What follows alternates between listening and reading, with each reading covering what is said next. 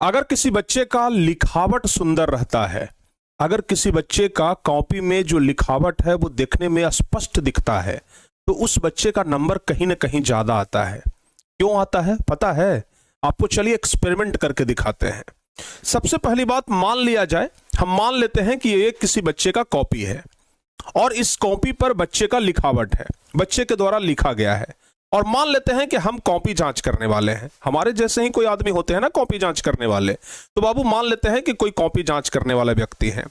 अब उन कॉपी जांच करने वाले टीचर के पास जब ये कॉपी जाएगा तो वो टीचर इस कॉपी को देखेंगे, और जब वो कॉपी को देखेंगे और देखेंगे कि एकदम स्पष्ट लिखावट है तो आराम से पढ़ते जाएंगे, 2-3 लाइन पढ़ेंगे और उसके बाद आराम से इस तरीके से नंबर दे देंगे।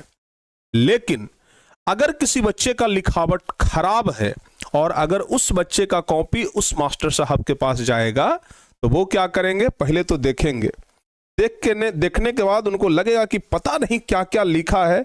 मन जो है ना वो खराब लिखावट देखने के बाद चिड़चिड़ा जाता है। आप खुद इसका एक्सपेरिमेंट करिए। किसी ऐसे बच्चे का कॉपी पढ़िए जिसका लिखावट अच्छा नहीं है, आपका मन जो है ना वो चिड़चिड़ा जाएगा। अरे यार किसका कॉपी ला करके दे दिया है, लिखल उखल पता लगवे नहीं करता है, तुरंत आप लोग बोलिएगा। तो बाबू उसी तरीके से शिक्षक भी लिखे गलती सब लिख दिया है, इस तरीके से काट करके और जो मन में आता है जो कर देते हैं। यानी अच्छी लिखावट का बहुत वैल्यू है। अगर आप आंसर सही भी लिखे हैं और अगर लिखावट आपका अच्छा नहीं है तो कॉपी जांच करने वाला आपके लिखावट को देख करके इरिटेट हो जाएगा और वो आपका नंबर काट लेगा। तो सबसे महत्वपूर्ण बात यह है कि आप अच्छी लिखावट कैसे करें। पता है जब हम छोटे थे ना, जब 8वीं 9वीं क्लास में पढ़ते थे तो हमारा लिखावट बहुत खराब था, उतना अच्छा नहीं था। तो हमें अच्छी लिखावट के लिए ना हमारे मम्मी बहुत प्रयास किए कि अच्छा लिखावट हो जाए। तो अंत में जाकर के वो हम क्या क्या प्रयास किए, कैसे हमारा लिखावट कुछ हद तक बढ़िया हुआ, वो आज अपना खुद का एक्सपीरियंस ना हम आज आपके सामने शेयर करने वाले हैं। जिस तरीके से हम किए थे और जिस तरीके से हमारा लिखावट सुधरा, बाबू आप लोगों का भी लिखावट जरूर सुधर सकता है। तो हम चाहते हैं कि जिस तरीके से हम किए उस तरीके से आप भी करिए। सबसे पहली बात, जब छोटे बच्चे होते हैं तब तो राइटिंग हर एक दिन लिखते हैं। अब आप लोग का काम राइटिंग लिखना तो नहीं ना है। तो अब आप लोग क्या करिए कि कम से कम जिस परीक्षा का आप तैयारी कर रहे हैं, अगर आप 10वीं क्लास का तैयारी कर रहे हैं तो 10वीं क्लास का कोई भी 4 दीर्घोत्तरीय क्वेश्चन उठाइए और कॉपी में उसको लिख दीजिए। अगर 12वीं क्लास में है तो कोई भी दीर्घोत्तरीय लघुत्तरीय क्वेश्चन उठाइए और उसको लिख दीजिए। इससे दो फायदा, पहला तो कि क्वेश्चन आंसर याद हो जाएगा, प्रैक्टिस हो जाएगा, और दूसरा आपका लिखावट। कम से कम हम आपको कहते हैं ना कि 3 से 4 पेज डेली लिखिए। बहुत सारे बच्चों को हम देखे हैं कि लिखा हुआ उनका 10 दिन हो जाता है, 10 दिन से कुछ लिखे नहीं है। भाई ये उंगली भी ना प्रैक्टिस का चीज है, अगर प्रैक्टिस छूट जाएगा ना तो ये उंगली भी ना अच्छे से काम नहीं करता है, ध्यान रखिएगा। तो इसलिए कहते हैं कि कम से कम 3 से 4 पेज डेली, इस तरीके का कॉपी होता है ना, 3 से 4 पेज आप डेली लिखिए। अगर आप 3 से 4 पेज डेली लिखते हैं, यकीन मानिए 6 महीना के अंदर में आपका लिखावट इतना जबरदस्त हो जाएगा कि सामने वाला व्यक्ति जब आपका लिखावट देखेगा तो प्रसन्न हो जाएगा, कहेगा कि नहीं भाई लिखावट हो तो ऐसी होनी चाहिए। ठीक है ना, ध्यान रखिएगा। दूसरी बात, बहुत सारे बच्चे क्या करते हैं, जब लिखावट शुरू करते हैं, लिखना शुरू करते हैं, तो ये वाला लाइन और ये वाला लाइन, मतलब दोनों लाइन को ना टच करा देते हैं। बहुत सारे बच्चे क्या करते हैं, जैसे एक छोटा सा लिखावट है कि हमें मैट्रिक की परीक्षा देनी है या फिर हमें 10वीं की परीक्षा देनी है, तो बहुत सारे बच्चे एकदम मतलब इस तरीके से लिखेंगे, इस तरीके से हमें 10वीं की परीक्षा देनी है, 10वीं की परीक्षा देनी, मतलब इस तरीके से, समझ रहे हैं ना, इस तरीके से लिखते हैं कि ये वाला लाइन और ये वाला लाइन दोनों लगभग सट रहा है। तो सोचिए अगर अब इसका अगला लाइन आप लिखेंगे तो क्या लिखेंगे, हमें देखिए अब ये वाला मां के ऊपर में ये वाला चढ़ गया ना, मां के ऊपर में ये क्या हो गया, चढ़ गया। तो अब इस तरीके से आप अगर लिखेंगे, अगर इसी लाइन को हम पुनः नीचे लिखते हैं, देखिए ये वाला और ये वाला टच हो रहा है, जो घिचपिच होता है ना, जो राइटिंग गड़बड़ाता है ना, वो ऐसे ही गड़बड़ाता है। तो कभी भी आप इस तरीके से ना लिखिए, इतना बड़ा बड़ा ना लिखिए, आप बाबू छोटा छोटा लिखिए। जैसे आपको 10वीं का परीक्षा देना है, आप किसी चीज के बारे में लिखना है तो आप इस तरीके से लिखिए। जैसे लिखना है कि हमें विज्ञान पढ़ना है, तो आप लिखिए सीधे हमें विज्ञान पढ़ना है, हमें विज्ञान पढ़ना है, इस तरीके से लिखिए। यानी कि लगभग आप इस लाइन, ये जो पूरा लाइन है ना, ये जो पूरा लाइन है ना, इसका आधा आप यूज कर सकते हैं, आधा, ताकि नीचे वाला लाइन का अगर हर्षीकार दीर्घिकार अगर हम करें तो ये आधा में एडजस्ट हो जाए। तो बाबू आप पूरा लाइन का यूज ना करें, आधा में लिखें। जो बच्चे बहुत बड़ा बड़ा लिखते हैं ना, कम से कम आप लोग छोटा लिखिए। बहुत सारे बच्चे को तो हम देखते हैं कि 10वां में चल गए हैं और कलम पकड़ने तक का ढंग नहीं है।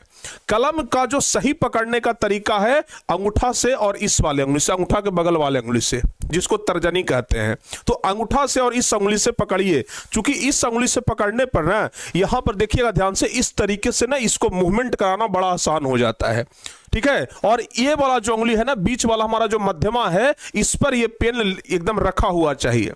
लेकिन बहुत सारे बच्चे क्या करते हैं, कुछ लोग इस तरीके से पकड़ेंगे, कुछ लोग इस तरीके से पकड़ेंगे, कुछ लोग ऐसे पकड़ रहे हैं, तो पूरा ये जो उंगली है ना, इसको इतना ना हार्ड कर लेते हैं कि कलम का मूवमेंट ही नहीं हो पाता है।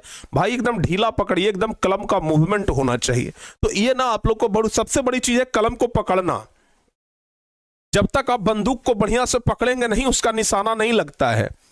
अगर सही निशाना लगाना है तो बंदूक पकड़ने के लिए पहले आना चाहिए, ठीक है ना। तो उसी प्रकार से सही राइटिंग लिखना है तो कलम पकड़ने के लिए पहले आना चाहिए, ठीक है ना। तो ये बात ध्यान रखिएगा आप लोग। अब ये ना कह दीजिएगा कि सर हम 10वां में चल गए, आप कलम पकड़ना सीखेंगे, क्या दिक्कत है भाई। अगर अभी तक हम गलत थे तो अब तो कम से कम सही कर लें, अब तो कम से कम सही कर लें। तो इस तरीके से आप लिखिए बाबू, अच्छा रहेगा। शुरुआत में बहुत सारे बच्चे बड़ा स्पीड में लिखते हैं, जैसे लिखते हैं ना, हमें पटना जाना है, एकदम बहुत सारे बच्चे स्पीड में लिखते हैं, हमें पटना जाना है, एकदम स्पीड में लिखते हैं। अरे भाई स्पीड लिख करके क्या करेंगे, धीरे धीरे लिखिए, इसी चीज को एकदम बढ़िया से लिखाएगा, आराम आराम से लिखाएगा एकदम। मुझे पटना जाना है, पटना जाना है। अगर आप इसी चीज को ना बड़े आराम आराम से लिखेंगे तो राइटिंग आपका बहुत बढ़िया बनेगा, अच्छे तरीके से आप लिख सकते हैं। तो लिखावट में स्थिरता होनी चाहिए, ठीक है ना। स्थिरता के साथ लिखिए बाबू, बहुत है। हम भी इसी प्रकार से करते थे, और जो हम किए थे ना वो सब हम आपको आज बता रहे हैं, ठीक है ना। अच्छा, दूसरी बात, बहुत सारे बच्चे क्या करते हैं, हम आपको एक चीज बता रहे हैं। देखिए, एक तो होता है कॉपी पर ऐसे बेंच को रखा रहता है, मान लिया जाए कि ये बेंच है तो बेंच पर ऐसे लिखा रहता है। बहुत सारे बच्चे कॉपी को ऐसे सीधे रखते हैं और ऐसे लिखना शुरू कर देते, एकदम ये वाला जो है ना कंधा, इसको पुष्पा के जैसा उठाए हैं। पुष्पा मूवी देखे है ना, एकदम इस तरीके से उठेले रहता है ना। कुछ बच्चे लिखते समय इसको एकदम ऐसे उठा लेते हैं और इसको उठा करके ऐसे करके लिख रहे हैं। बहुत सारे बच्चे क्या करते हैं, कॉपिया को एकदम 180 डिग्री पर ऐसे घुमा दिए, 180 डिग्री पर घुमा करके हाथ ऐसे करके एकदम, माने शरीर इधर से है लेकिन कॉपी को इधर से ऐसे ले करके ऐसे करके लिख रहे हैं।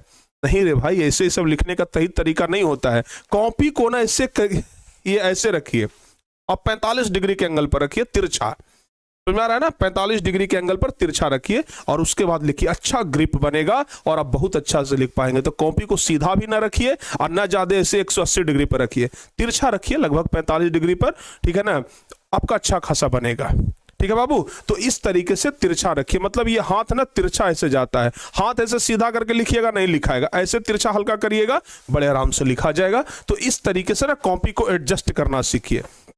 दूसरी बात, ये जो दो शब्द होता है इसके बीच में ना थोड़ा डिस्टेंस होना चाहिए। अगर ज्यादा सटा के लिखेंगे ना तो हौच पौच हो। जैसे मान लिया जाए हम लिखे मुझे पटना जाना है, इसी को अगर हम ऐसे लिखते मुझे, अगर स्पेस नहीं देते, लिखते पटना जाना है, देखिए ना घिचपिच लग रहा है कि आपको नहीं लग रहा है, लगेगा कि इसके बीच में भाई जगह ही नहीं बच रहा है। तो जब भी आप लोग लिखिए ना तो स्पेस दीजिए आप लोग, ठीक है ना, थोड़ा सा तो स्पेस होना ही चाहिए।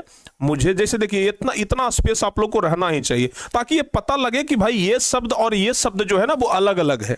तो अगर ये सब चीज छोटी छोटी बातों को बस ध्यान रखना है, ज्यादा कुछ बड़ा बात तो है नहीं, बस ये सब छोटी छोटी बातों को ध्यान रखेंगे ना, जबरदस्त राइटिंग बैठेगा, ठीक है बाबू, जबरदस्त रूप से आप लिख सकते हैं। बहुत सारे लोगों का राइटिंग तो ऐसा होता है जिसे लगता है कंप्यूटर से टाइप किया हुआ। तो वो लोग क्या करते हैं, प्रैक्टिस किए है ना, जितना ज्यादा प्रैक्टिस करेंगे उतना बढ़िया हो जाएगा।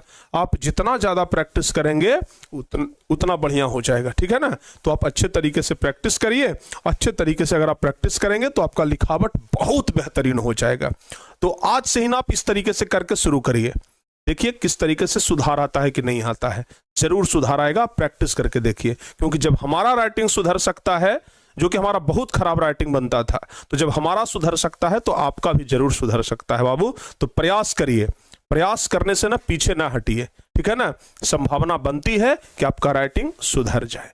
उम्मीद करते हैं कि यह वीडियो आपको अच्छा लगा होगा और आज से ही आप लोग प्रयास करना शुरू करेंगे। और अगर थोड़ा सा भी प्रयास करें ना तो इस वीडियो के नीचे आके कमेंट जरूर करिएगा कि हाँ सर जी, हमने आपका वीडियो देखा और उसके बाद प्रयास करना शुरू किया।